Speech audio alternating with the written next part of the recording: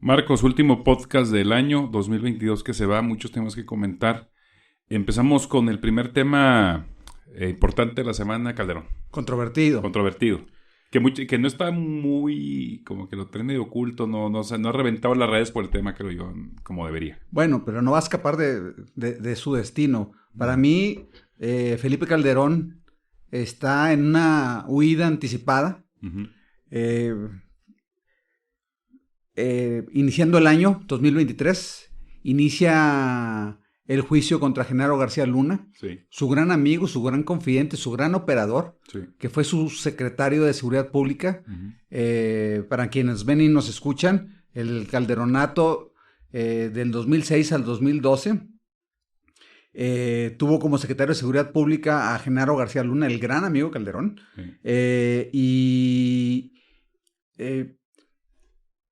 Hoy está detenido en Nueva York, acusado de facilitar el narcotráfico y de narcotráfico, ¿sí? Sí.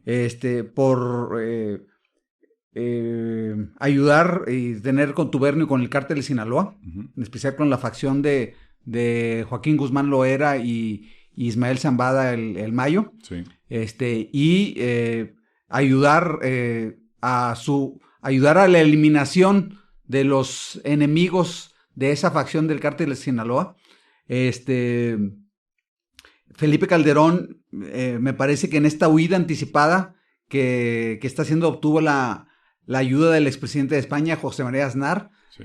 Y consiguió, digamos, una visa que durará entre 3 y 4 años, uh-huh, para dar conferencias y cosas. Para mí es una huida anticipada, y que está huyendo al hecho de que su nombre va a ser nombrado en el juicio del próximo año,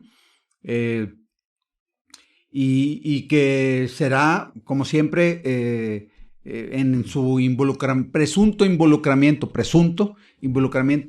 del narcogobierno que vivió el país del 2006 al 2012. Y si me preguntan por qué digo narcogobierno, pues es muy sencillo. El secretario de Seguridad Pública de Felipe Calderón está en la cárcel en Estados Unidos acusado de narcotráfico. Lo platicamos el podcast pasado y ponía ese ejemplo. Era como si en la guerra de Irak, de Estados Unidos, cuando estaba en Afganistán, el general encargado de atrapar a Bin Laden, pues estuviera corrido con Bin Laden. Pues, así de grave fue el tema de García Luna con Calderón. Y también recordando un poco el tema que platicamos, es que los países productores de droga en cumbres latinoamericanas le decían a Calderón oficialmente: señores, tienes un problema ahí. Todo nuestro labor de inteligencia dice que tu secretario de seguridad, el que está llevando a cargo la guerra contra el narcotráfico, está involucrado. Y él siempre lo respaldó. Y lo dije la vez pasada, quien lo dude no conoce el presidencialismo mexicano. Claro. Aquí todo el mundo sabe, si eres el presidente. Tienes razón, el tema de la visa para irse a España es para protegerse, ahora sí, de todo lo que va a salir del juicio de García Luna, que lo han ido aplazando muchísimo tiempo sus abogados, y ya el otro año se tiene que dar sí o sí. Empezando el año en enero. En enero. Y va a salir que el tema con Calderón, va a salir todo el mugrero, toda la cloaca, todo lo que ha pasado. Y el señor ya se protegió en España. ¿Por qué España? España porque Felipe Calderón y su familia están involucrados con la derecha y la ultraderecha en México, que me parece que el líder original era Espino del Yunque. Sí, Manuel Espino, que es director de CONALEP en la 4T. También así es. Manuel Espino fue fue el líder de la ultraderecha del Yunque en México. Presidente del PAN durante la campaña de Calderón. Así es. Entonces, Felipe Calderón tiene muy buena relación con el periódico El País, con Aznar, con muchas facciones de ultraderecha y derecha en España que le facilitan este problema.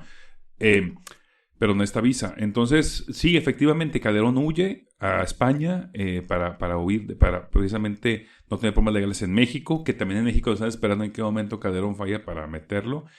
Y bueno, pues si es culpable, debería responder a la justicia mexicana, sobre todo como un expresidente que inició una guerra que al final terminó siendo una guerra de intereses y para algunos. Una guerra genocida. Sí. Calderón inició una guerra genocida. No olvidemos, porque después tenemos memoria muy corta, Enrique, ¿sí? Fue Felipe Calderón y Claudio X González y todos esos individuos que hoy se asumen como presuntos demócratas, defensores de la democracia, ¿sí? Ayudaron a robarse la presidencia de la República en el año 2006. ¿Sí?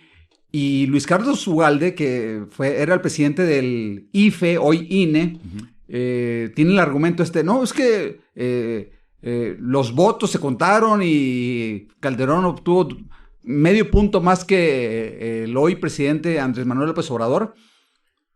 Posiblemente, Enrique, sí, pero hay un hecho que no puede ser controvertido.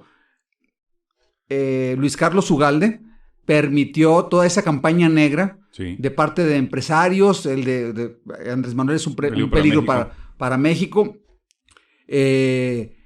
Permitió que ingresara dinero ilegal a la campaña de Felipe Calderón.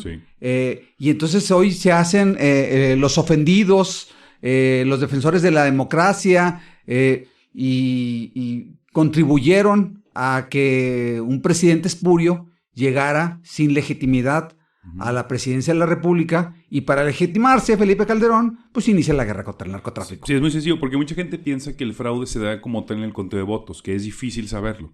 No, el fraude, como tú dices, efectivamente, con Ugalde lo que ayuda es que facilitó muchísimas trampas de la campaña de Felipe Calderón para que pudiera vencer a Andrés Manuel López Obrador. Dinero, sus campañas sucias. A López Obrador lo tenían pero fiscalizado. Toda su campaña, que fue, por eso así que creativamente no muy amplia, pero con un amplio movimiento social, le contaban hasta los tacos que se comían. Fue un tema, y a Calderón no. Y toda la estructura que existía de dinero y de empresa efectivamente se va a la campaña de Calderón para que no llegue el actual presidente. Ahí es donde falla el tema del 2006 y ahí es donde realmente se genera el PRIAN. Desde mi punto de vista. Sí, por supuesto. Donde empiezan a trabajar junto al PRI y dicen, oye, pues vamos a dejar a Calderón. Después, pues nos pasamos al PRI. Calderón, pues acaba muy desgastado por la guerra del narcotráfico. Guerra que, pues ahora sabemos, y según lo que va a salir, y es precisamente el tema de por qué está huyendo España, va a salir que, pues sabía que hubo involucramiento, que recibió dinero, que recibió financiamiento. Entonces, esto va a destruir muchísimo el discurso que tenía con su esposa, que quieren hacer un nuevo partido, lo intentaron, no lo lograron. Entonces quieren seguir jugando a la política en este nuevo esquema de la cuarta transformación, y no tienen ese poder, porque no lo está juzgando México, lo está jugando Estados Unidos. Tuvo que traer a Estados Unidos para... Así es. Y sabes que eso no sea... Sí, hay negociaciones, obviamente, hay cuestiones, claro, por supuesto. Pero que te juzgue, híjole, todo lo que le dio a Estados Unidos a García Luna, a Calderón, de apoyo, de dinero, de cumbres. Sí, la iniciativa Mérida, que le dieron 2.500 millones de dólares para esa guerra. Y ahorita tienen al que recibió el dinero en el bote. Pues claro que te van a juzgar, porque los americanos son precisamente, con esas no se van tan fácil. Y bueno, yo creo que va a ser, estos 2 años que vienen van a ser muy terribles para el calderonismo. Todo aquel que piensa que Calderón, siendo el mejor presidente de México, está muy alejado de la realidad, no sabe lo que implicó de muertes, de muchísimas víctimas, de muchísima corrupción dentro de su gobierno. Por supuesto. Incluso se critica mucho del presidente Peña. El presidente Peña, que hubo muchísima corrupción. Claro que la hubo, claro. Pero yo considero que hubo muchísimo más corrupción en el gobierno de Calderón por el tema de que se diluyó muchísimo dinero en estas cuestiones donde había una fiscalización en el tema de la guerra. Al final es una guerra y no se fiscaliza tan fácil. Entonces, simplemente no solo hablamos de dinero, no solo debe dinero, ¿cuánto debe de víctimas que están de familiares perdidos que siguen sin encontrarse? Más de 100,000 muertos. Más de 100,000 muertos. Durante su gobierno. Sí. Y hay quienes están contabilizando los muertos por la guerra que continúa contra el narcotráfico en México, de estarlos combatiendo. Sí. Pero la inició Felipe Calderón. Sí. Sí, es un presidente que tiene sus manos manchadas de sangre. Claro, porque llega un grupo, porque apoyó un grupo. O sea, en este caso, lo que se acusa es que apoyó al grupo del Cártel de Sinaloa. Entonces empiezan a moverse todos estos grupos y llegó todas estas muertes. En este caso con los Zetas, cuando estaban muy fuertes en su gobierno.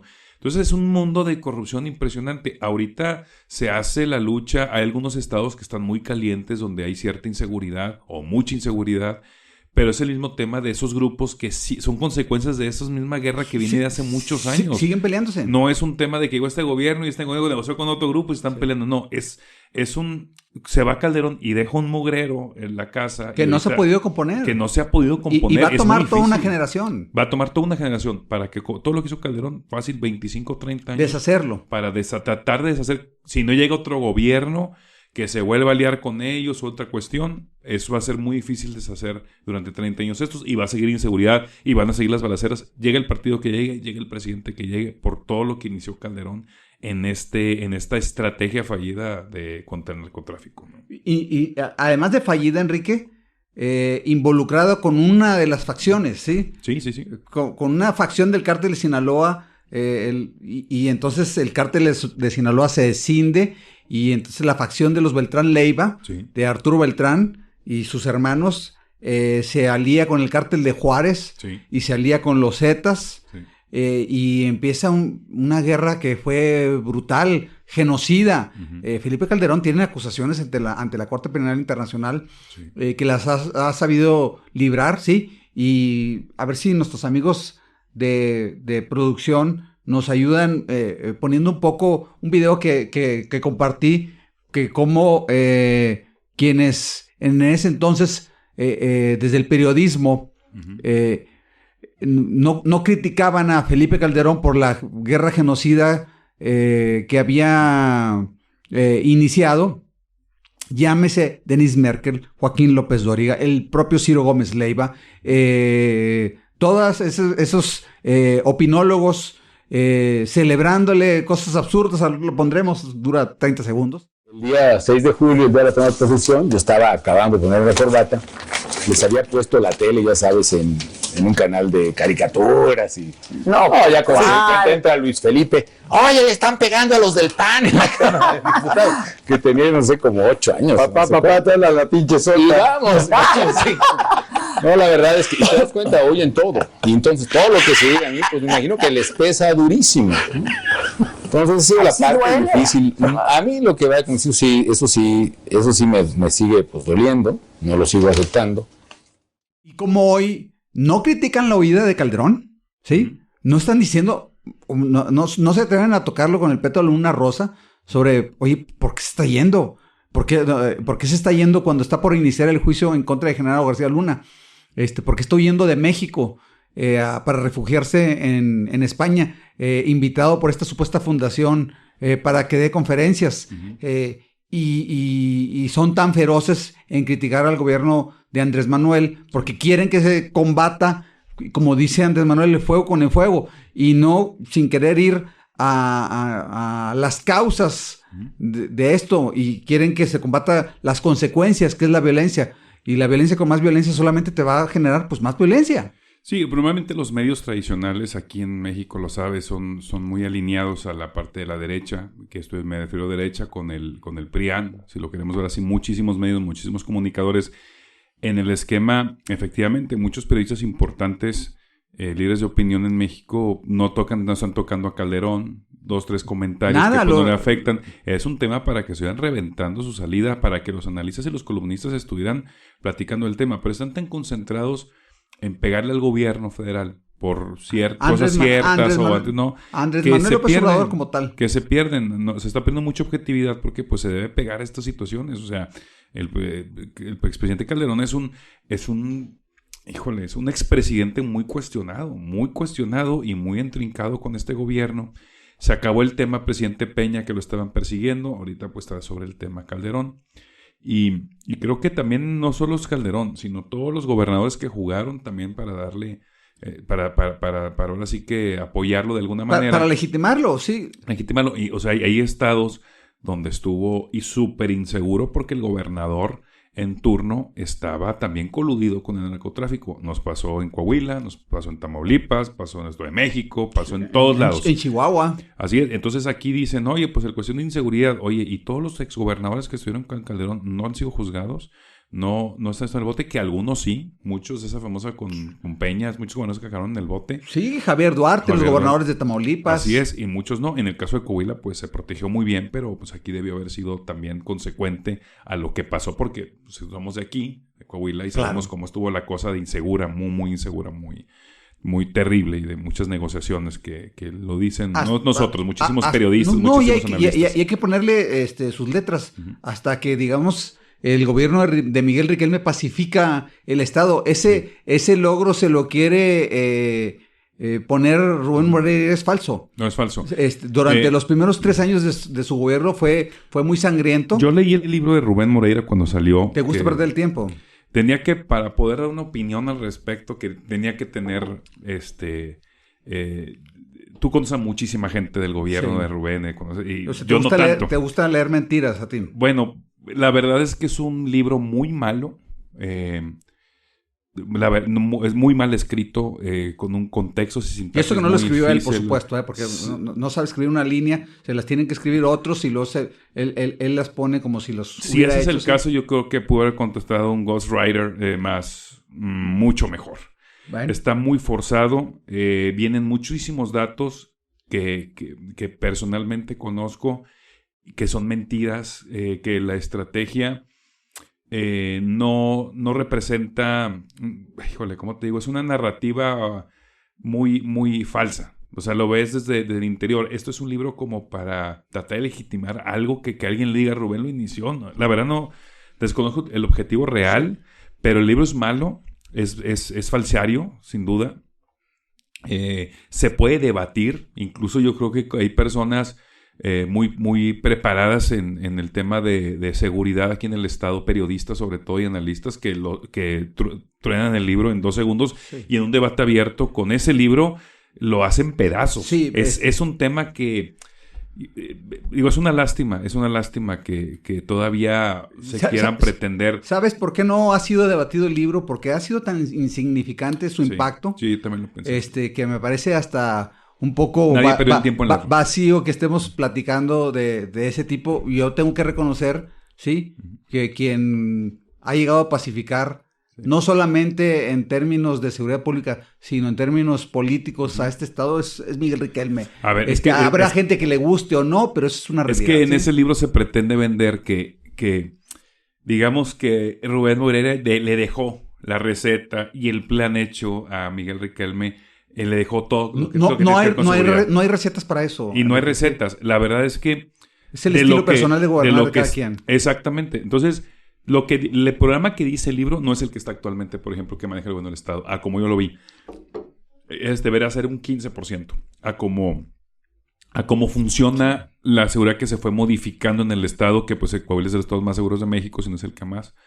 Y eso es una cuestión totalmente de Rubén. Quien crea que Rubén Moreira sentó las bases para eso, le hace falta conocimiento, leer y vivir en el Estado. Sí, hay una especie de querer legitimar, dejar, este fue mi legado, y sinceramente nadie le ha hecho caso. Sus presentaciones están llenas de sillas vacías. La verdad, metió muchísimas reformas. Si hablamos de un legado que yo te puedo reconocer de Rubén Moreira, es que metió 200,000 iniciativas al Congreso. Sí, por día.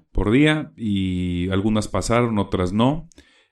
Totalmente inverosímil a la realidad de proyecto.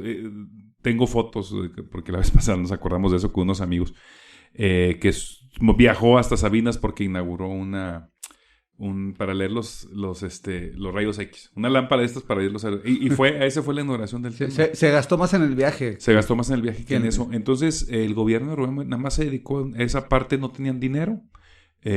Y a mandar cosas al Congreso, un Congreso en mayoría, obviamente, del PRI.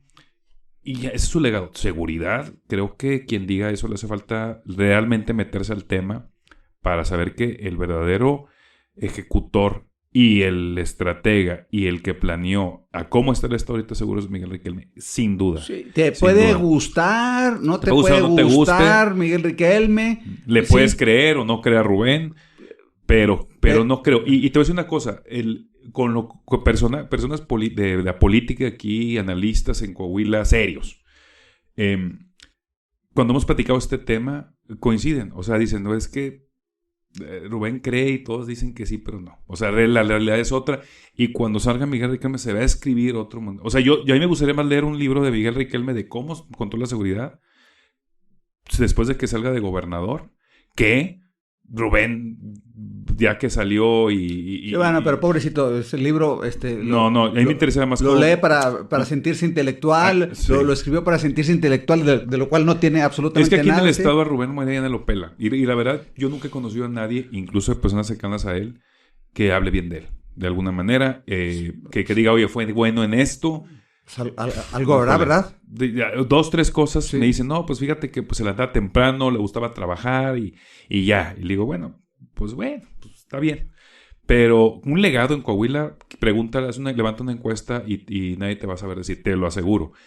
Y a mí sí me gustaría leer un libro de Miguel Riquelme de cómo inició esa estrategia de seguridad, que él es el verdadero ejecutor de esta estrategia.